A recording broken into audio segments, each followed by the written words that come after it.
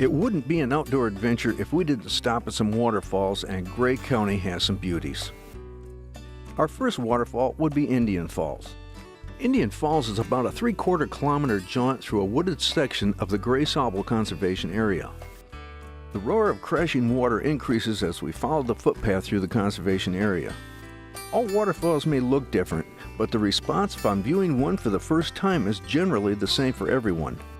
When you suddenly crest that last ridge or turn in the trail that gives you that first glimpse, for a brief moment you have to stop and take it in.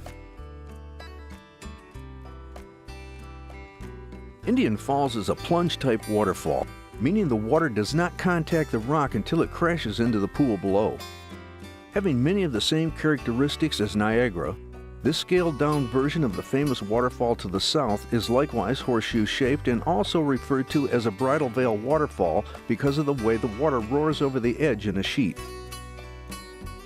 We left Indian Falls and headed for Jones Falls, the second stop on our tour. The waterfall is a short drive to the south within the city limits of Owen Sound. In spite of being near town, it's located on the Potawatomi Conservation Area, providing visitors with a picturesque backdrop and a natural setting with ample opportunity to view wildlife. As you can see, Jones Falls is a scenic, cascading-type waterfall, churning its way 12 meters down steps of limestone slabs. A 1-kilometer walking trail through the conservation area winds its way back to the falls, which is open to visitors throughout the year.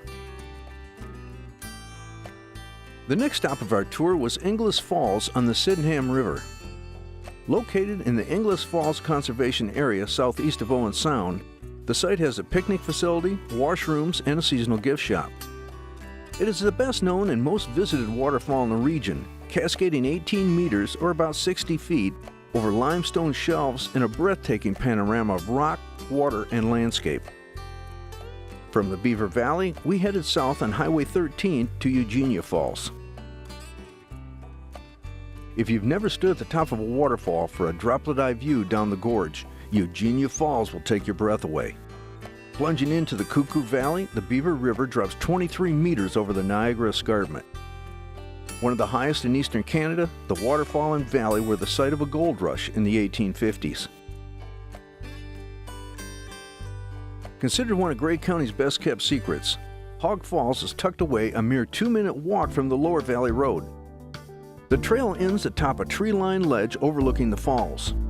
No barriers or fences are found here, so caution must be observed as the footing can be tricky. But oh, is it worth the stop. The water in the Boyne River tumbles 7 meters from its precipice into a woodland setting below. Feeling like we were a million miles from nowhere, we relaxed and enjoyed the quiet solitude of the area. McGowan Falls lies just off the road and is easy to see for those who can't travel the more difficult pathways. Parking inside of the falls, you can stay nearby or cross the footbridge into the Durham Conservation Area. Although not a large falls, McGowan is still impressive as it crashes down and swirls around huge boulders as it makes its way towards the old mill in town.